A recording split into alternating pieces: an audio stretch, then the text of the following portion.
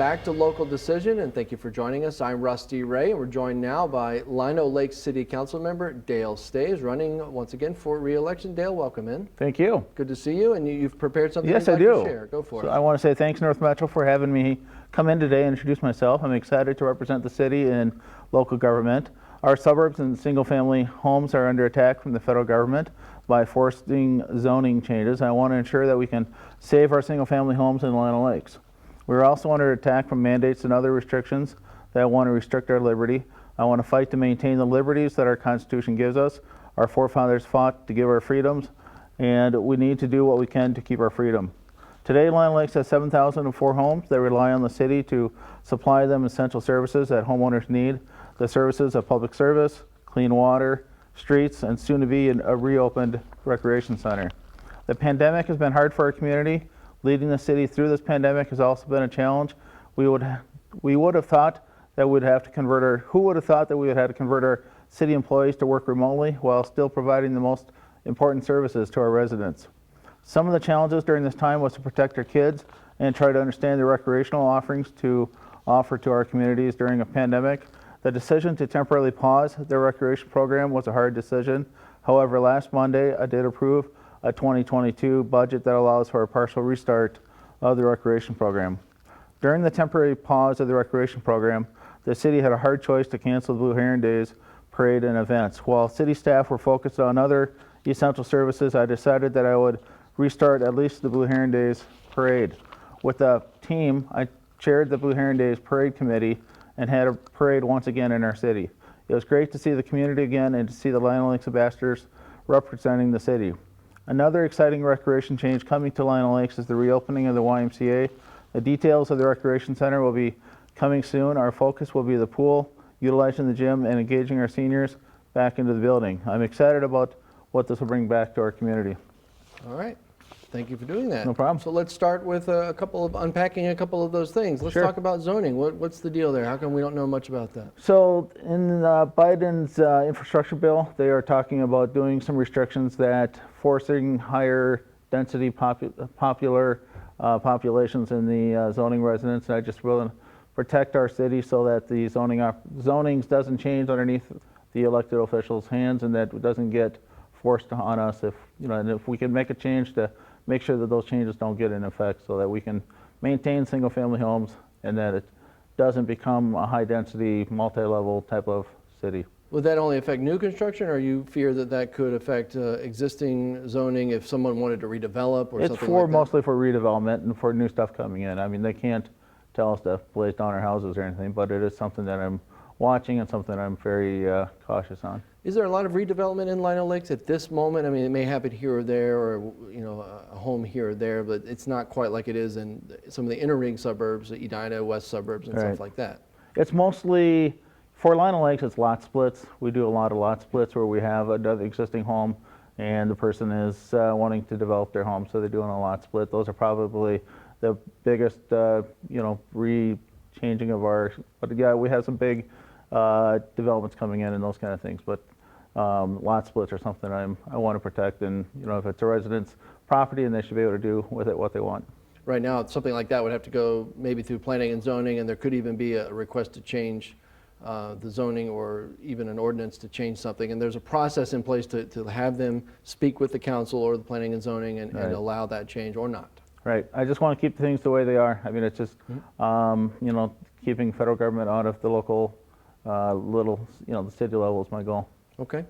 You did really head that charge to have that parade again this year. Yeah. And it happened, and it was great. Yeah, it was fun. It was, it was not the longest parade in the world, but it was just a start. You had to do something. It was great to see the community again. It was great to see all the programs come out and all the different floats. And, it would have been nice to have marching bands, but, the bands weren't up and running at that time. So, but that's hopefully something that will come up next year. And certainly the ambassadors loved the parade.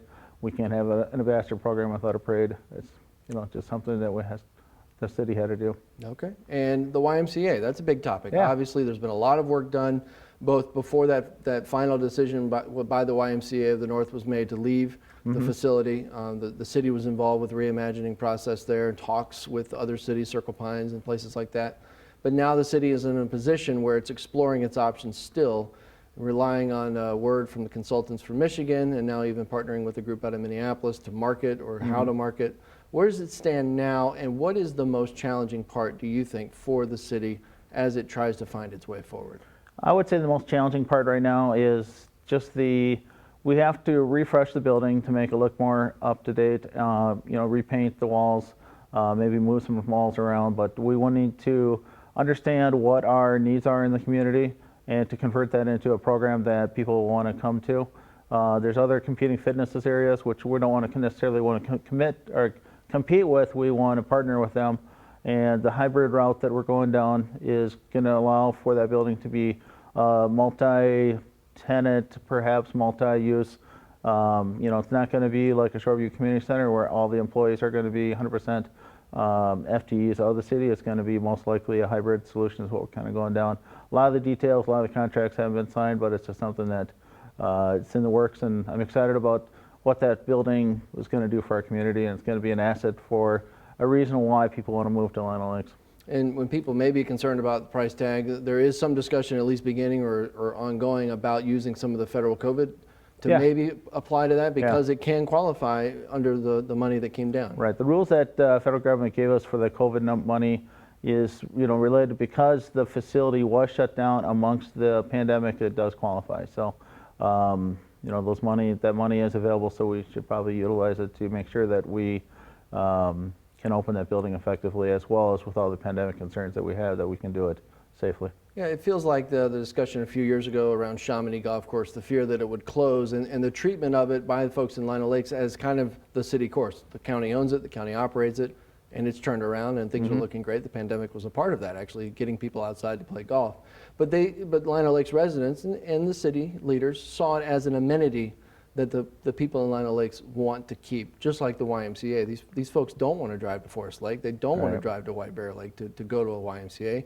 They want to go right there by City Hall. And so is that why it's so important to Lino Lakes, or are there more reasons? Well, it's like a park for our system. Parks are essential for cities to feel, be able to do outdoor things. And because this is a city ownership on that YMCA building, it's an asset to our community, and we need to utilize it the best we can and be able to get people excited about coming out and, getting to know their neighbors, especially the seniors. They really wanted something that they can come to. I mean, I was there for a while, just seeing all the seniors around the tables drinking coffee. What are they doing today? I think it's something we want to bring back to our community so that the seniors have a destination. A lot of others can, move around the city, but, the seniors really don't want to go outside the community. They want to get together with their neighbors, and the community center is there for that. Something that came to light right before really the pandemic kind of dominated everything. There was a big public meeting about water, manganese, the issue of manganese. Some supplemental testing on the state level found that there was levels of manganese that were too high for Lino Lake's water supply. Cities around Lino Lakes also dip from that same aquifer, and so there could be concerns there, but they weren't tested, so nobody knows. Right. Well, out of that came the discussion of a new water treatment facility. Where do we stand with that? Again, that seems like a big price tag item. Yeah. People might see a sticker of price for that and say, oh my gosh, how is the city going to afford that? Where do we stand with those talks right now? And is it going to be, are we far along in that, or is it still a real remote possibility? It's definitely coming. It's, it's a $20 million project. That's where they originally scoped it. We don't have the details on the locations on that. We got the smart engineers working on that. Just most recently, we've heard about Andover, which is in the news for bad water quality, which is, it's a big deal, and we have to take good care of our water infrastructure. And we've got lots of wells, and maybe shutting down some wells makes sense. But yeah, we do pull from a lot of aquifers. I do think that there's an asset to adding, being part of the water system of a metropolitan. A lot of people know there's a lot of wells and septic still in our city. I want to protect the people that want to be on well and septic. They could still be on the water and septic. But if you are connected to the city water, it's a service that we have to provide, and it has to be clean and it has to be treated from what we're learning from other cities and other communities. But we got to do it right as well, because we don't want to treat water and then find out later that we did it wrong. So we have to do it right and take our time. And that plays into future development, especially on the east side of town and some of the homes that are going up there and some of the planned developments there. And that all plays in together and how those could impact each other. Right. Yeah, certainly with the watermark project going in, there's a big demand, water demand there. And to position the water filtering plant in a part of the city that's 21 square miles or whatever it is, it's definitely an engineering challenge, and it's not going to happen overnight. In the other side of town, the southwest corner, the Ling Bloomston Yes. development, we're reporting on that this week on North Yes. Metro TV, and we talked to Mike Ricciala at City Hall about some of what that entails, and it also entails some intersection improvements there that you have to work with Ramsey County because Yep. it's right snug up against the city and county lines there. That seems like a unique development. I know the City Council worked a long time, and maybe there were some delays, pandemic related, I don't know, but it sounds like it's going to get started probably later this year, maybe before winter. And that seems like a unique development. More of that in these cities of these sizes may start to become a reality. The need is there for senior housing, but it's not just a one building senior housing. What's unique about it, and why do you think it might be good for that area? So first of all, Ling Bloomston is in my part of the town. I'm within a half mile of there. We got some great, it's a gateway into our community. We have Shoreview and Ramsey County, Ymca County. We have 4 entities that are working together to make that intersection happen. I drive through that intersection all the time. It's definitely it's time for upgrades, especially with adding Bloomston to it and the trail access. I'm excited to see the Ymca County taking lead on that and being able to improve that intersection because it is such a gateway to our community. And up the road from there, we've got the bridge that goes over the water that's 4 lanes wide. We know that road's going to improve to 4 lanes eventually.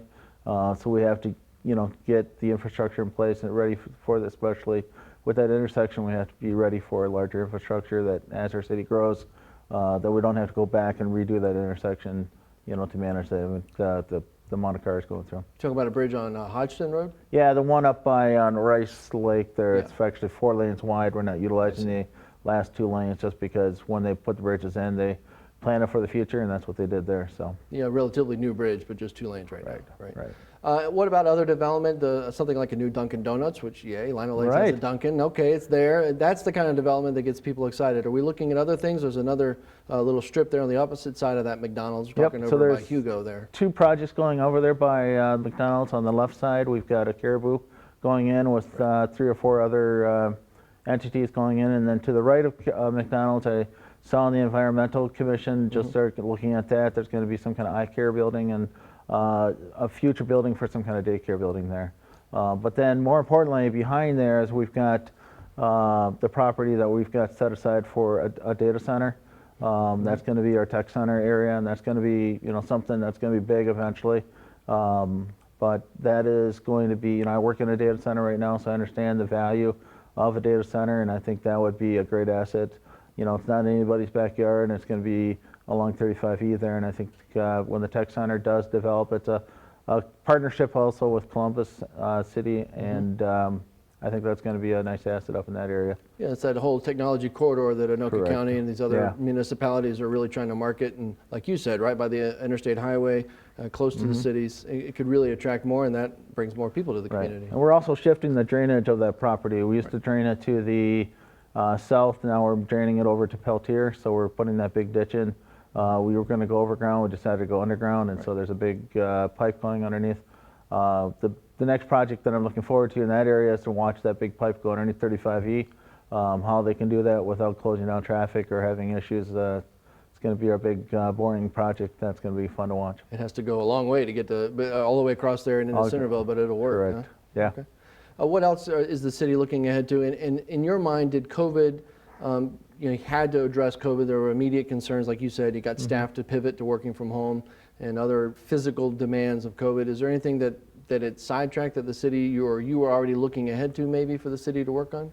Well, the Parks and Rec program did have to get stalled for a little bit because if during a pandemic you have a recreation program, you pay for a recreation program, and then the parents are hesitant to bring the kids into the Parks and Rec program, so we did make the decision to stall our recreation program.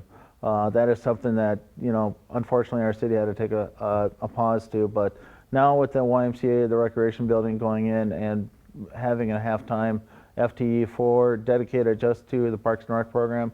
We'll be able to start gearing that up again, and I think that'll be great for our community. And yeah, that did have to take a pause during the pandemic, but I think it's time to turn around and start.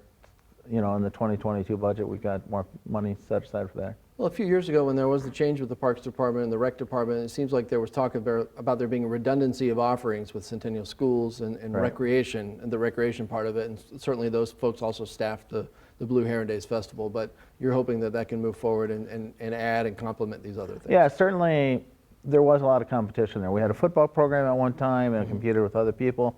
And at some point you have to look at our offerings and decide, hey, you don't want to compete with everything, you want to just do a partnership. And that's what the YMCA Recreation Center is going to do, is a partnership with other entities. We haven't signed contracts or anything to see who those partners are, but certainly Centennial Education is a big Goliath out there that we want to partner with, because they've got the staff, they've got the people that are excited behind it, but we also not want to forget the White Bear folks as well as the Forest Lake folks, because we are represented by 3 cities. As you always remind me, there are 4 school districts that touch Lino Lakes, and Yeah. I should always remember that. You're right. Yeah. Dale, that's the time that we have today. Okay, thank you. I appreciate you coming by today. Absolutely. All right. If I'd like to conclude by saying thanks for hosting and for the time you take educating our community on local news. North Metro TV is the only TV station in the community that provides televised content for our city meetings, local sports, events, and news. I've been serving on our community on the North Metro TV Commission for 8 years, and that I've been on City Council. It's also been great to see the deployment of high definition TV and see the local sports covered live while many parents were stuck at home during the pandemic. Because of my experience and support for our community, I recently received the endorsement of an organization called SPAR that represents 7,500 local realtors. My wife Monica and I volunteer our time with our church, Bethlehem Baptist, and we enjoy hosting people around the world in our home. I also help in the disability program at our church. Some have asked how they can support me in an easy way. You can help me to host a small lawn sign in front of your home. If you're interested in hosting a sign and or have questions about me, please check out my website, stoesz.com, or call or text me at 612-581-2047. I serve our community because of the happiness of helping others. All right. Dale. Thanks for having us. Dale Stoesz, thank you very much. Thank you.